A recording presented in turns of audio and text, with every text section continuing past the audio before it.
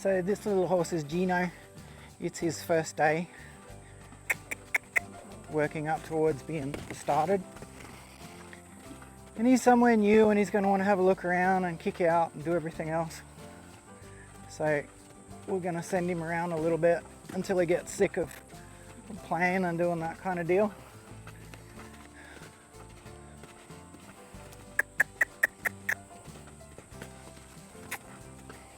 There's also a little bit in horse terms, if I was a stallion, that I would hunt him around a little bit just to show that I'm dominant and he's subordinate. And then later on, when he starts to want to face up and be a little nice about it, I might back down and give him room and see if he wants to make that decision. But at the same time, it doesn't hurt. So we've done a little bit of approach and retreat. Now we'll go send him the other way. Because it's also very good, very important that he looks at me out of both eyes. Because when I get on him, I don't want him looking at me out of his right eye and like, well, I'm not used to that. So it's very important to me that they face up in either direction. Some horses will run around the yard, always position themselves where they're turning left and looking at me out of their left eye or right out of their right eye.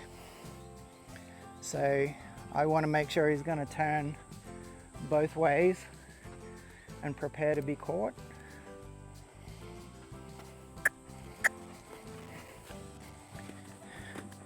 We can kind of tell there's obviously still a lot of play in him. So I'm not in any real hurry to catch him at the moment. This is not his home property. There's a lot of horses around to see. And he's pretty young and active-minded, this horse. So I'd like him to spend a little bit of time moving around.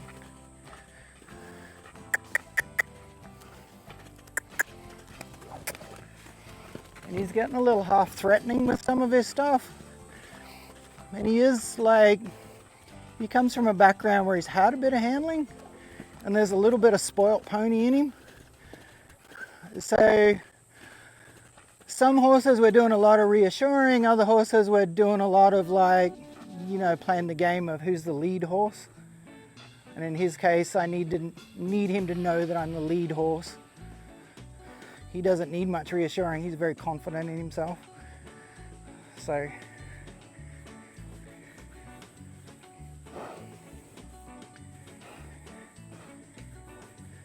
but one thing that I find watching people work horses is they're very good at being dominant or submissive. So they're happy to push him around and be aggressive, but they don't always switch off and be nice. Like, he's sort of a little threatening and I pushed him around, and now 2 circles later, he stopped, he looked at me, and now he's like, well, if I'm nice, are you going to be nice?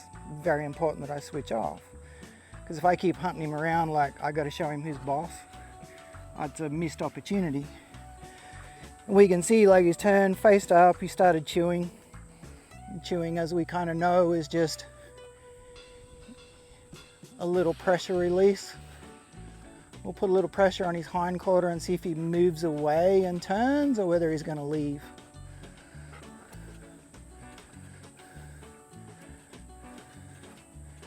So he's kind of thinking about it, even though it looks like he's just investigating the ground.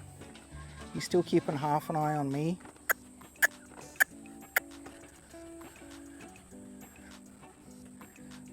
So he's pretty adamant he needed to sniff the manure of the guy who was here before. But he did make a pretty cool choice. Like, he did turn and face up, but he wanted to give himself enough room. So again, pushed him around, trying to establish who's leading this program. But when he offers to be nice, I need to go, yeah, that's cool. But when he starts showing a little aggression, I've got to be pretty quick to jump on that too, because if I get on him and he thinks he can run the show, I could be in a bit of problem. And it's kind of the difference. We see a lot of horse training videos where we're working, you know, Brumbies, horses that have had very little handling. And those horses often need a lot of reassurance. I had a horse years ago who was a very abused horse. And she needed a lot of reassuring, but she would bite and strike if you're anywhere in front of her girth. If you're anywhere behind, she'd cow kick or kick, and she was very violent about it. And I actually did a lot of time just standing around looking at her until she came and investigated and gave her a pat and then just walked off, and that was like day one. But she just needed reassurance that I wasn't there to give her a hard time. This guy's a little different. He's seen a lot of people. He knows a lot of people. I do know his history a little bit. He's pushed a few people around a bit. I can't afford to have him try to push me around.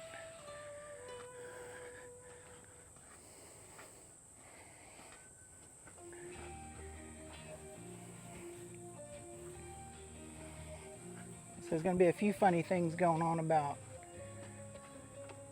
who's leading, who's pushing. I kind of didn't mind that response. It would be nice if he just yielded his hip and turned around. But him leaving, like I'm going to get on him and ask him to go. And when I do that, I want him to just leave. I don't want him to think about kicking out and getting cranky with me. So a nice response, obviously he moves his hip, rounds out and comes to me. But if he leaves, I'm not too concerned about it, because so far this afternoon, when I've pushed him, he's like, well, I'm going to kick your head off and then leave. I don't want any of that going on. And when I get on him and ask him to leave, I want him to just step away, not think about having an argument and then step away.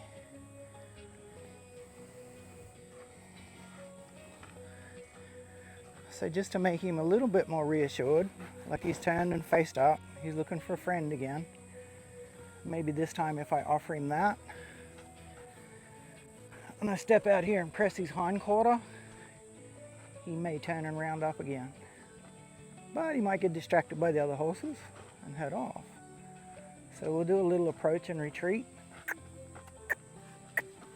I need to do enough to make him move his feet, but then I got to go backwards to give him somewhere to go to. So I've got to push but open that door at the same time. So that was a cool choice.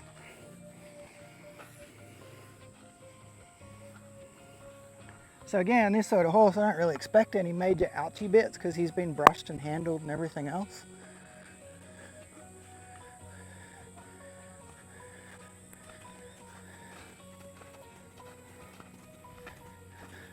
So we've done a few right turns. We might see if we can get some left turns happening again.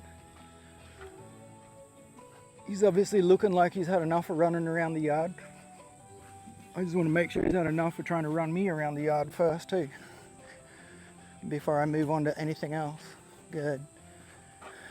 That was nice. He's sort of in a good position here because he got the whole yard and I got no yard.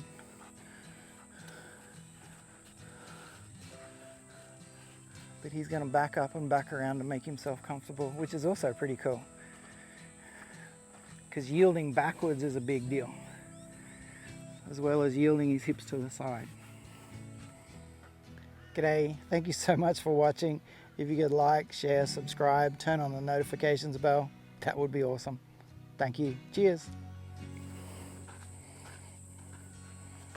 And growing up, like obviously I did a lot of time working on horsemanship, and I just sort of looked at this as getting my horse to face up,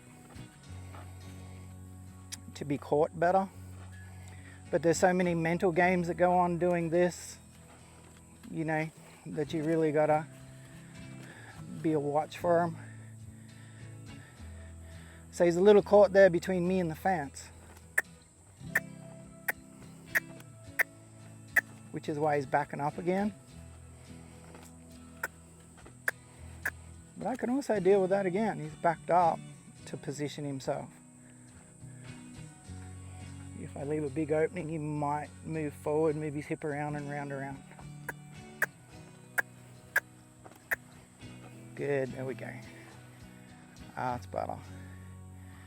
And he's cocked the leg, which kind of shows he's real relaxed. He ain't walking out to me. He's had enough of walking around. He's had enough of running around. I don't need him to follow me around like a puppy dog, but I do need him to show some acceptance of me being the one who's pushing and him being the one who needs to position himself to stay out of trouble. Good boy. And following me around the yard like a puppy dog does tend to come out of that. And I can keep working on that, or like most of us, you know, kind of get a bit busy, so we'll move on to the next bit.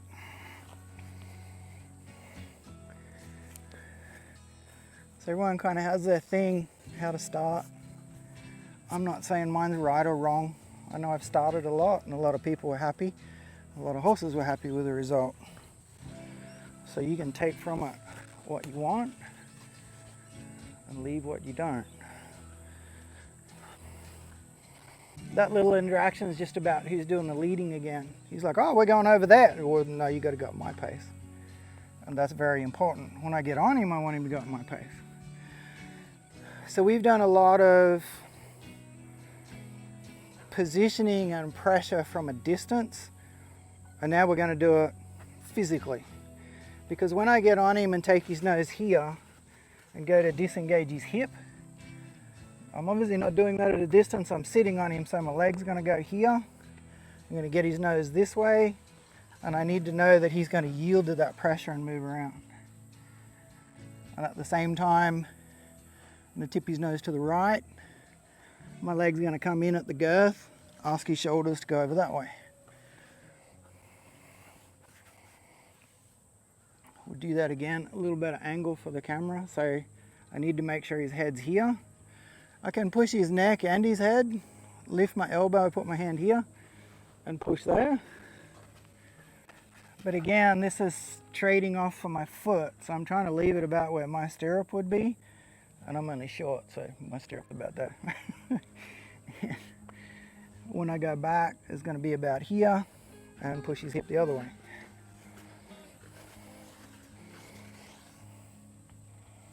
Another thing that's really important to me is how well they pass these little games. Because some horses will do them, but they kind of do it like they're stressed out. Little malfunction on our camera. That's why that little break.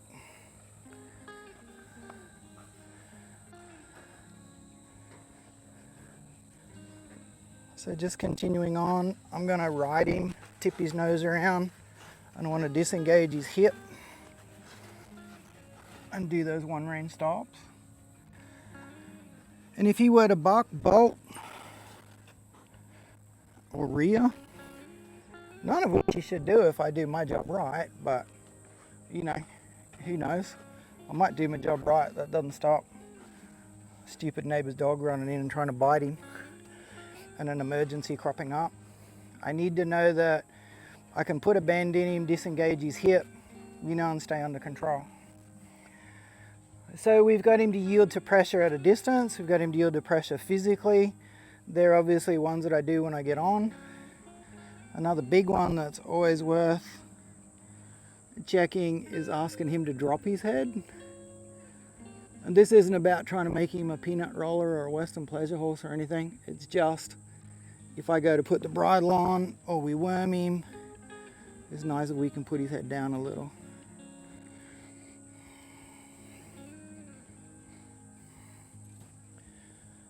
The other part in horse language terms though is a horse who's submissive puts his head down, licks his lips too. So if he was worried about me, he'd stand back and he'd get his head up really tall like he did at the start. Head up really tall, ready to kick you, blah, blah, blah. And now he's kind of showing a lot more willingness to just come along and play with me. Pressing him down, I'm going to put pressure, and when he drops, he gets away from it. Then I'm going to push again, and it's kind of like he's going to go down in stages.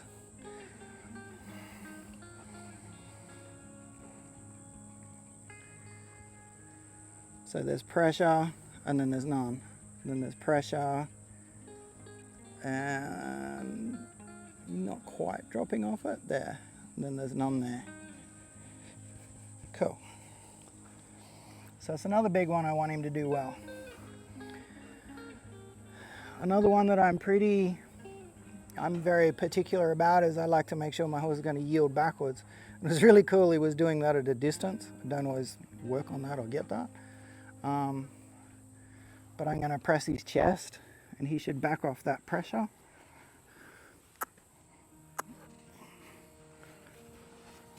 That's cool. It's not a rubbing game, so he's kind of trying to bring his head over and like, are we playing rubsies and nibbles? And I'm like, no, just back the hell up. Good job. So I'm going to press him there to go backwards. Also really soft on the halter. And again, it was a little bit like getting him to drop his head. When I'm getting him to go backwards and I press and he steps, there should be an immediate release. So it's kind of push, he goes, that's his release. And then I push again, he steps off it, that's his release. We'll also do a bit just by hand on his nose. Not that I do that one that much. Like in day-to-day practice, I do it on breakers all the time, but it's not something I use all the time. Even been known to do those ones. Just rope over his nose. And again, it's like pressure, pressure, pressure, pressure. And your feet move, it all goes away. And pressure. And your feet move and it all goes away. Pressure again. Feet move, it all goes away. And the one that we've seen a lot of is the wiggly lead deal. Which, yep, I still do. It's worth playing with. And I had a guy once, and it's kind of interesting, and this guy's doing a good job, but you see these videos and people go, and I'm going to do that, and he's going to back up. And the horse backs up, and it's, you know, it's really cool. And it's like, that's what we do. But what do you do if the horse doesn't move? Like, you're going to go back and forth here stronger, and then eventually that turns up and down to kind of bump on their nose. Which brings us to another thing. I'm using a halter with knots on the nose. If he's doing the right thing, there's no pressure on it. If he's doing the wrong thing, it's going to bump on him a little bit more. But there's just less chance of him leaning into it. And it comes down to, am I going to ask him, 50 times and get an average result? Or am I going to push and get a little bit more once or twice, and then I don't have to touch it? Because he should be looking at my position and responding to my position. If I stop, he should stop. If I move towards him a little aggressively, he should back up. These things are really important before I get on. Because it's just how horses talk to each other about respect. You know, the mare that comes in the yard and pins her ears and everyone runs away, well, you kind of know that she's the one leading the deal. The same with the stud horse. So if I move at him aggressively, he should think about that. So we've done a lot of moving around and giving the pressure. I'm going to do a little bit of playing around with some desensitizing. And desensitizing's a little bit overdone nowadays, I think, sometimes. I don't need him to get used to a blow-up giant pigeon pool toy, but I am going to be throwing ropes around him, and my reine's going to be around him, and my raincoats and stuff like that. But I'm probably not going to do a lot of pool parties with him. Hey, but having said that, you can desensitize him to whatever you feel like. Like we said, this guy's had a bit of handling, so don't really expect him to have too much of an issue with any of this. We had a little issue with who's going to be the boss at the start. But you can see now he's just sort of patiently waiting for it to all happen and be over.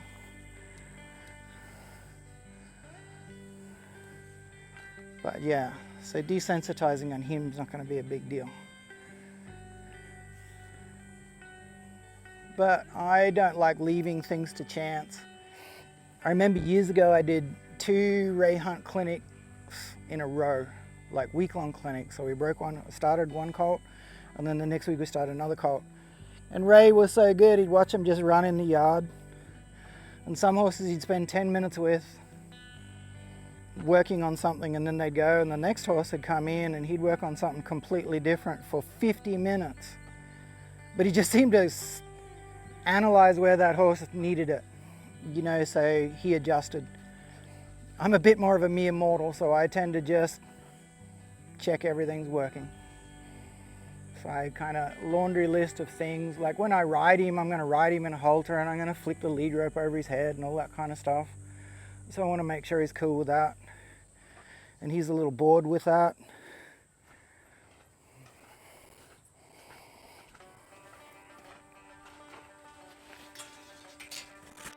So it's okay for him to follow. It's not okay for him to barge in, so I bumped him back out of there. Mightn't have seen many flags. He's having giving that a little look. Might just want to eat it. He may not care.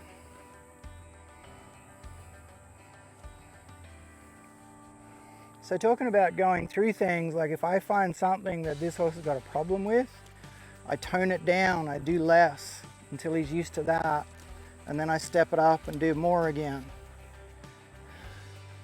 until he's dealing with it to a level that's satisfactory for me. And I don't always do the same thing. Some things I have to do much, much more. Some things I have to do much less. This guy's a little bit more interested maybe in playing with it, but he's certainly not worried about it. So it's not something I got to work on too much.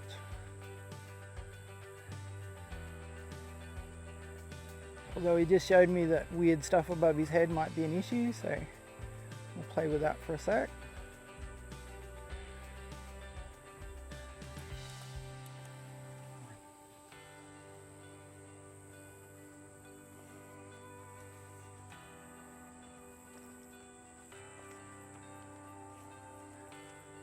So, not 100% doesn't care, but certainly doesn't care enough that I can move on. Again, when I come over here and stand, he should have stopped about there. You can't just sort of encroach into my personal space. There's a lot of stuff here that's interesting. If he were an unhandled horse, I might try to actually send him past me to go and look at that and investigate it on his own. But he's not. He's a little different. Like, he's had some handling and he's just marching up to things that he wants to do. So I want to make sure he's going to wait for me.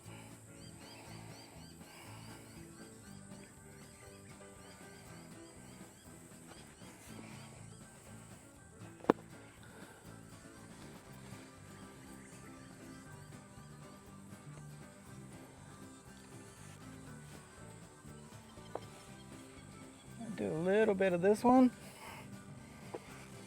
And again, he obviously looks like a horse who's had a rug on in his life, so he don't really care too much about that.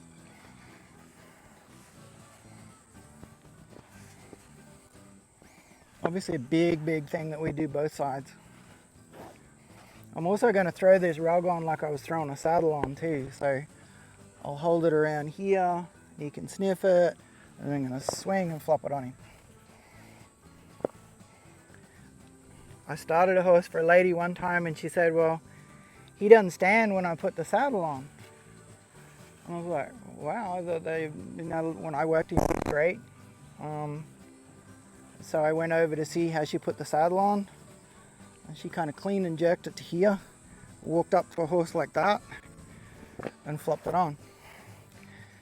And this horse didn't react, but that horse did. And I'm sure you know a bunch of horses that would. So if you do something that's a little bit different, you got to prepare them for what you're going to do.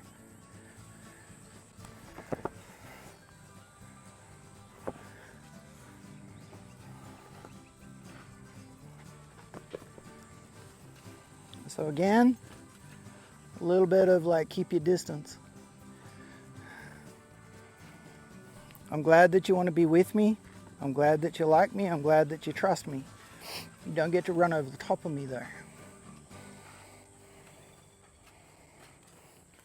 But this one sort of splits the camp over the years. I know people that are really for doing it and people that are really against doing it. And there's a belly rope with a ring on it. And for some reason he's decided he doesn't want me in his left side. Maybe just because he wants to look at that rope on the ground. That's cool. You can do that. If I thought that was going to be a big issue for him, we'll work it a bit more, but I don't think it's going to be too big an issue. So as I reach under him, talking here about a horse who might have a problem, but I don't think he will. I'm going to make sure this left hand's ready to pull him towards me while I grab that rope.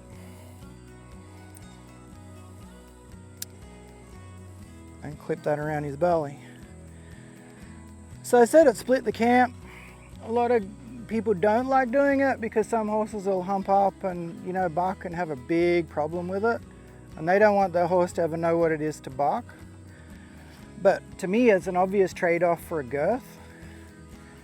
So I want to desensitize that feeling. It's a little bit more intense than a girth.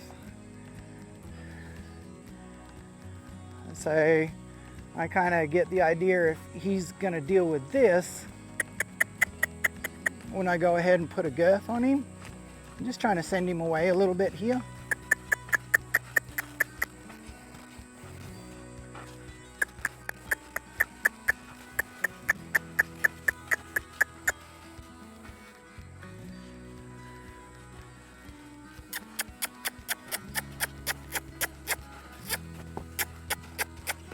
Because he might stand there and deal with it. It might be different when he goes to leave and it comes with him.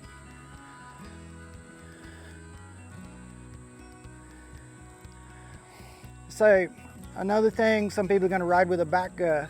You may never ride with a back girth. A lot of people I train for never ride with a back girth either. But your legs are going to go there. So I find it just as important that this rope gets back here.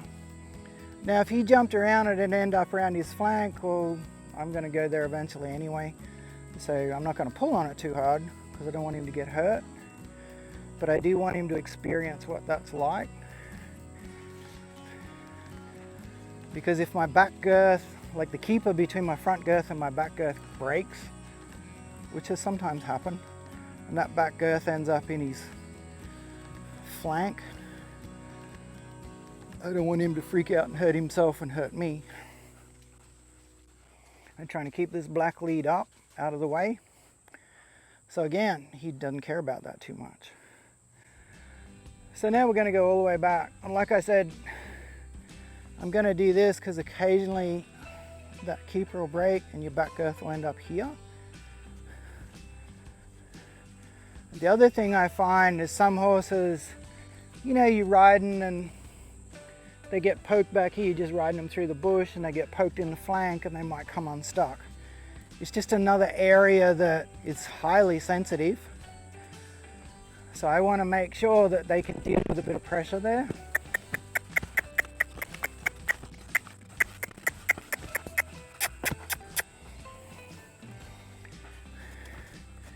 He's doing a great job of facing up. I'd just like him to run around and feel that. So he's showing what I consider a lot of acceptance. Like, this is obviously not something that they like. They really dislike it. He's uncomfortable, but he's not going crazy, and that's all I need. And we might do some videos and we'll chase up some horses that do go a little crazy with it and see how I deal with that. But he's like, yeah, I really don't appreciate that, but he's not going to do anything too silly about it. I will slip it between his legs as well. Again, I don't think this guy's going to do a whole hell of a lot. And this is it's a very soft rope. And if he started to jump around, I'm not pulling on it very hard. My aim is to tickle and be annoying, but I'm not pulling. Because if I pull, there's a lot of sensitive areas there I could hurt. And I don't want to hurt him. I don't want to give him a rope burn. I don't want to give him any little trophies to take home.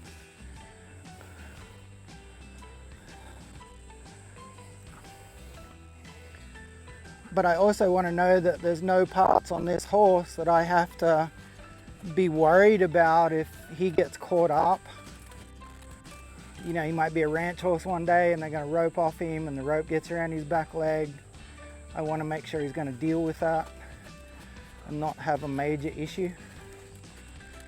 So as part of preparing him for that, the big one to me too is preparing him just for being rugged. And again, this guy's been rugged, so probably not a big deal. But I'm going to reach under there and have to do up a strap. And if he were, you could just picture like some horses would have a big issue with it. I'd rather be way away, 6, 8 foot, 20 foot back on the end of a rope, working on that area, than putting my head down here and putting myself in potentially in harm's way while I try to desensitize him. So obviously he's all pretty cool with that. He's pretty cool with our pad.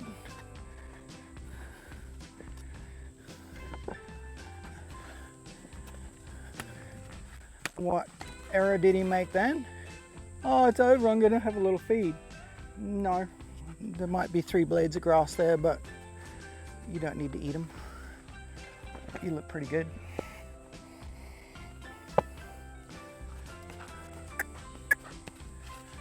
G'day, thank you so much for watching. If you could like, share, subscribe, turn on the notifications bell, that would be awesome. Thank you, cheers.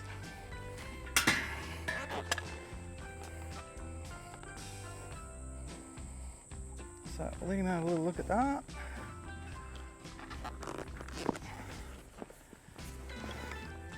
I don't tend to mess around too much when I go to chuck the saddle on. I've prepared him, I've put the belly rope around him. I know he's good with a pad. The extra weight doesn't usually bother the horses too much. It's the girthing and the fact that the thing that I just strapped to him follows him around the yard. So if he's going to be fearful of something, it's going to be more when I've girthed it up and he goes to run away and the saddle stays with him and chases him.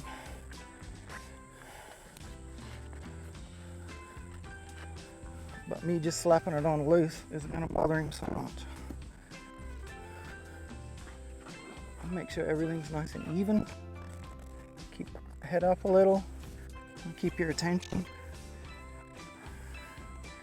Again, it's different sometimes dealing with a well-handled horse and a horse who's not so well-handled.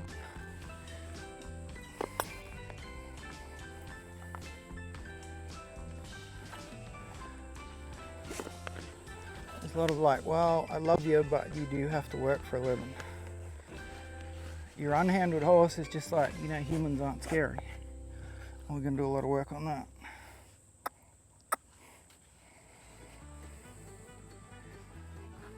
Just want to back him up, make sure this is in a nice position. I think this is the first time he's ever been girthed up. So a slow, smooth pull and just firm enough to so it'll hang on if he jumps around a bit.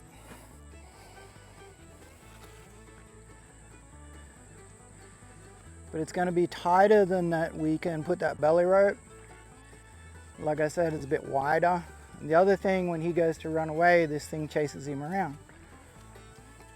Again, with a lot of handled horses, they've had rugs on, so they don't care as much about that as some others.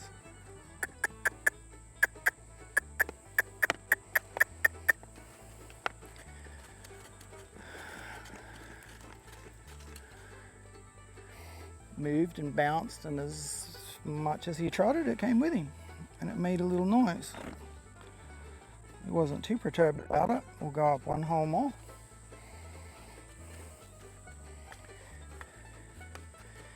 I'm going to send him around, but it's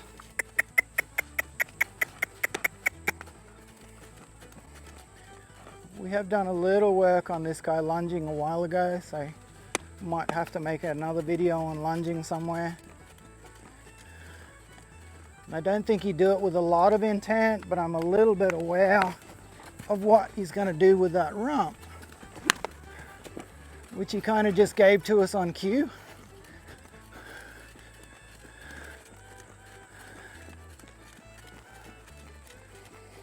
So it's a little bit like I was saying before, like I want to have arguments on the ground so that when I get on him, I'm not going to have so much.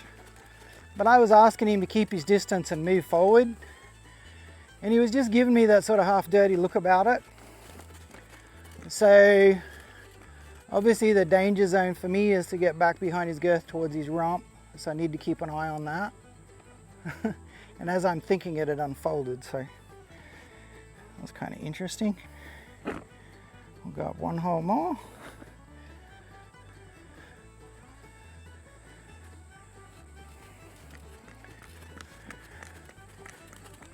So again, with some of these horses, he showed me a little aggression. I had to match that aggression.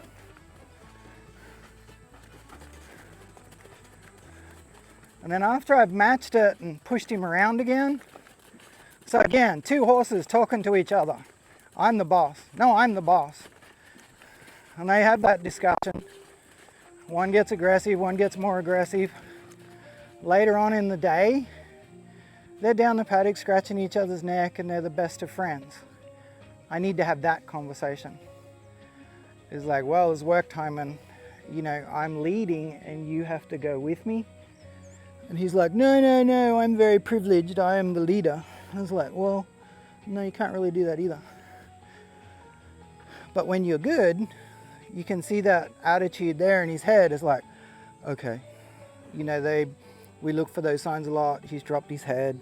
His expression's dropped a bit. It's like, okay, well, you can push me around. But I still don't necessarily think that it's over. I'm still trying to read him the whole time and see how he's going to deal with things. Because he might change his mind. He might not have another shot at the title. And I kind of got to be ready for that. But this is the big thing about being a good horseman, is your horse doing it out of, not aggression, but just trying to find their place in the pecking order? Or is your horse acting aggressively because it's scared? We can kind of tell this guy's not scared.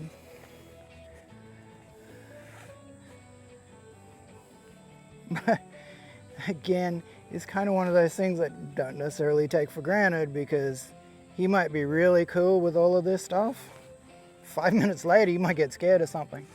So I can't just assume that he's going to need me to, you know, show him his boss all day.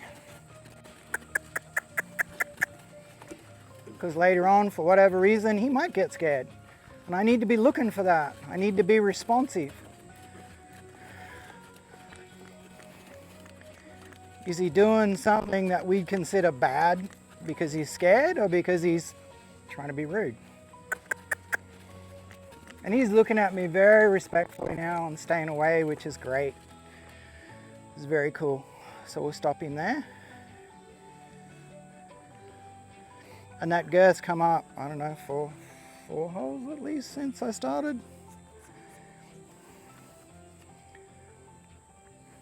Another thing I'll do is I'd actually like him to go back and do this. It's a term nowadays, is that liberty? But just free around the round yard and suss that out like he did when he was running loose at the start.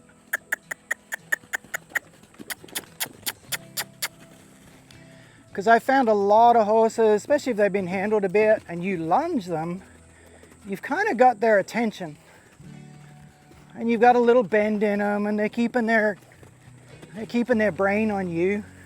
When you turn them loose, like we are now, they all of a sudden like, hey, I'm loose, I can do whatever I feel like. And we can see this guy doing a lot more than he was when I was lunging him. When he was lunging, he was just like, well, I'm focused on lunging, I've got to go around at a trot. I've turned him loose and said, you go and do your thing. He's like, he's exploring other things. Things that he may not explore if I kept him on the lead. And of course the last lap or two he was looking like, well, yeah, I've explored that, I'm bored now. Can we stop? And he's looking for a place to stop. So now's my place to be more passive again.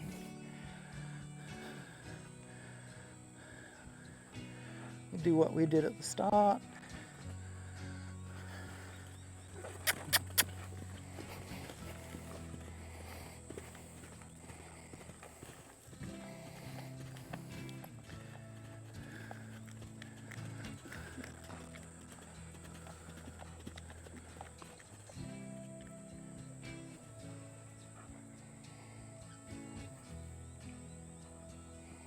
Again, he's shown a little aggression, so him running away when he feels a little push doesn't bother me. Now if he was a scared horse and an unhandled horse and a Brumby, that'd be a little different, because him running away would kind of show me that he still would rather be somewhere else, which can happen with this guy. But in a lot of ways, you're just showing me that when I do go to push him off, there's more chance that he won't argue, he'll just go.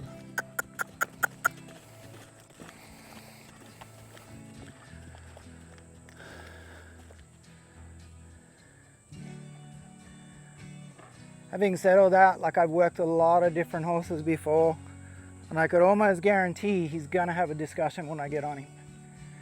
And I'm gonna try and prepare him as best I can. But I doubt he's gonna do everything super easy.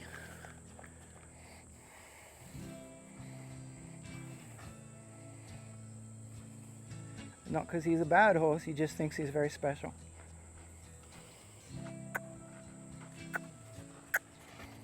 But if I can prepare him on the ground and push him around a little bit and he's accepting of that, hopefully I'll have a little less of that discussion when I get on. But I'd say at some point when I get on and ask him to move, he's going to have a little issue with it. But we'll find out about that in the next few days. You sick of running away yet? Come on.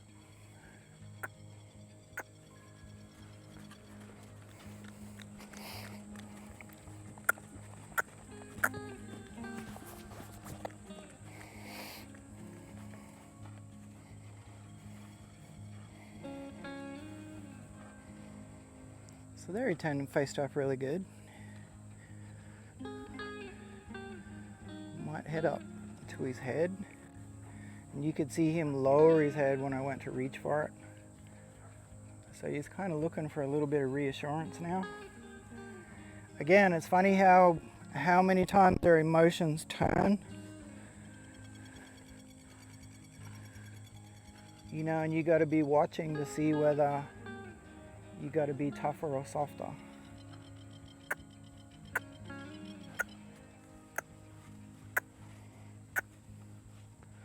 So the clucking kind of indicated I'd love him to move his feet, and me moving back indicated that I wasn't pushing.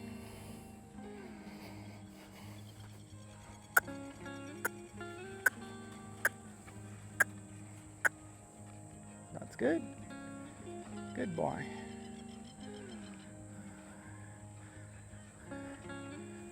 And like I said, you can work on this for ages and get him to the point that he does come out and follow a lot.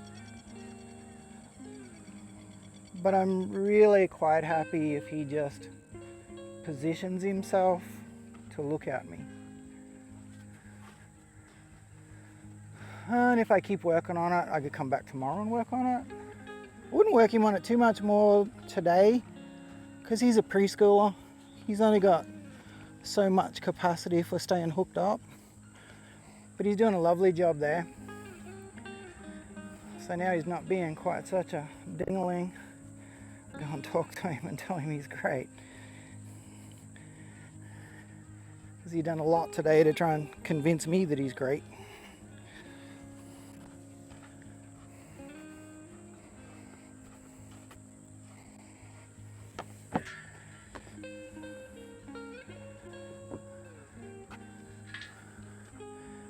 So this is pretty much the same halter, I just got a shorter lead, because I'm now going to step up and down and get on the side and let him look at me up in the air. And because I don't have a lead horse, I don't have a horse to ride and do that on. And sometimes I've had access to that, sometimes I haven't. I certainly have a horse that would do that, he's just not here. He's at home. So in the absence of that, I just climb up the panel and let him look at me up in the air. But again, I don't think fear is such a big issue for this guy. There's a little bit of a power play is going to be happening. But he's not going to be overly afraid of things.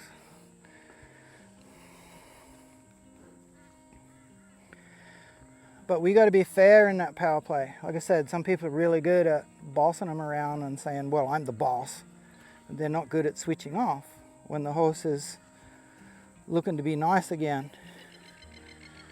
And then some people just want to feed him carrots and pat them and love them, and if I love him enough, he'll do whatever I want. It makes about as much sense as raising a kid and not asking them to do anything ever. Never push them. Just let them do whatever they want. Give them everything they want. That'll make a great kid, right? I don't think I even need to answer that one.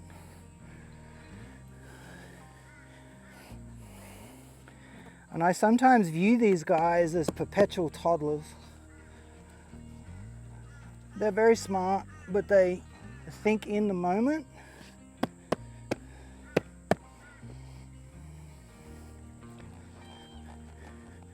But their reasoning power isn't always super high. So again, like we said, he's not going to care too much about me being up here, I don't think at all. But it's something I would check.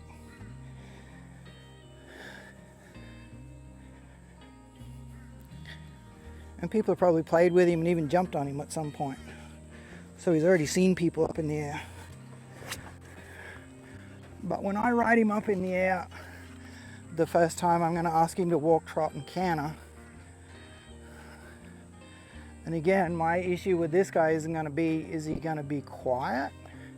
Is he going to be scared of me? I don't think he's going to be scared at all. Is he going to try to impose his will on me? Yeah, probably. But again, it's not a win or lose thing. I need to be the lead horse. I don't have to force my will on him or anything stupid like that. I just need to make a suggestion and have him follow it.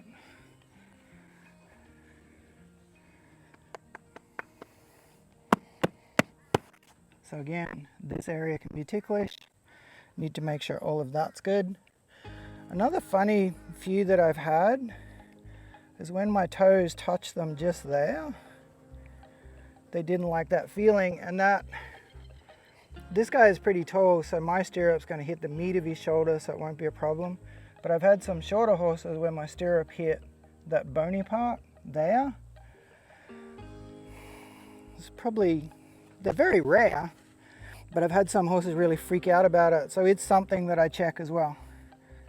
If I happen to bump you with my toe or the side of the stirrup hits you there, you're going to freak out. Because although it's rare, the ones that do freak out about it, they freak out about it big time. So getting on, and I might make a whole other video about getting on. Need to make sure that lead's pretty short. I got a chunk of mane. I got his mane and the front of the saddle, and I'm looking at his head. And when I get on, I'm going to transfer a lot of weight over to my right hand so that I spread the weight out pretty well. Because if I put it all in my left foot, I'm going to pull him over, pull the saddle over. Seen plenty of this. We touch that horse on the rump. If he was a really bothersome horse, you know, I'm going to put that rein through those fingers and know which is finger and which is lead. And I might get on up the front. But again, if my horse was that bothersome, wasn't me. I hadn't, prepared them well enough. So, mane, saddle, stirrup. I got 3 points of contact. And I keep those 3 points of contact all the way over. Because if he were to jump away here, I need to be able to bail and pull his head towards me in a hurry. So I need to stay balanced, and I need to be semi-defensive. And yeah, I'm only 5'9", and I've broken in some warm bloods, and I had to do this on a box. But I kind of still followed the same rules. They just had to work around a box. But if I can do it from the ground, I'll do it from the ground. So we're cool here. My leg's gonna come over, touch that side. My stirrup needs to be able to go forward and back. So we're gonna check all of those things. I actually don't mind that he moves around when I get on. When he stands still, I'll get off again. Get up, check him out, slap that saddle, make a little noise, move that stirrup. He's going pretty good, so he might get over, just wobble the saddle a little bit.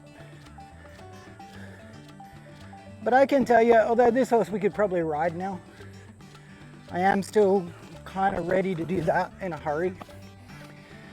On the subject of riding and when to ride, it's almost a rule for me now not to hop on one on the first day, as much as I might want to. And this horse is kind of one of those horses, he's been through everything and he's in a good place mentally and physically. It's probably a good time to hop on. But it's part of, I don't particularly want to overwhelm them. And I did some clinics early on where you worked them on the ground the first day, you rode them the second day in the round yard, and the third day you rode them out. And you did that to every horse that you worked. You have to adjust to the horse. I've had some horses that I did 2 weeks groundwork on. And if I'm really good at my groundwork, 2 weeks is about all I need. I'm going to get as much done in 2 weeks as I probably am going to. Having said that, if you wanted to do 6 months groundwork to make sure things were cool before you get on, you can do that, provided it doesn't get too boring for your horse. And you keep the discipline up. Because like this horse is pretty clever, and if I didn't give him enough to think about, he'd probably get bored and I'd have a bored genius on my hands, and a bored genius can be a real problem.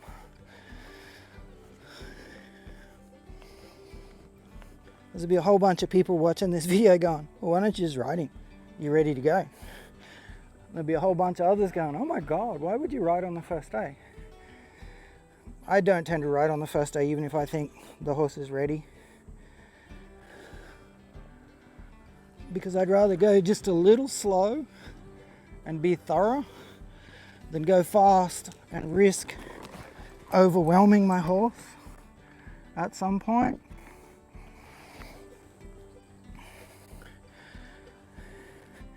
Because good training for a horse to me should be slightly challenging. That's all. As soon as it gets overwhelming, he doesn't want to come to work. But if I make it, batshit boring, you don't want to come to work either. Say, this guy's had a great first day. We've had quite a few discussions about things, but he's ended in a great spot. We've got on up and down. And tomorrow when we come back, we'll refresh all of that. And probably looking at how he went today, we'll probably end up riding him tomorrow. All right, cool. Hope you enjoyed it. Take what's good, throw away what isn't. And always remember, go and pat your horse at the end of the day, because he's doing the best job he can with the human he got stuck with. Cheers. G'day. Thank you very much for watching. I do really appreciate it. This video of Gino's journey is meant to be more of a entertainment video, not educational, as in it's not a how-to video. All horses react and start differently.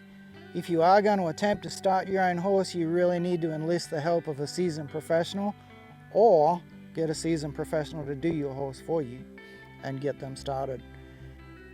It's not an easy job, and it's not a job to be taken lightly, because this is your horse's introduction to the rest of his riding career, and it's really not to be messed with. So take it for what it is. It's a lot of fun to watch. It's been a lot of fun to share, and I really appreciate that you've taken the time to watch it and that you'll keep watching the channel. Thank you very much. Cheers.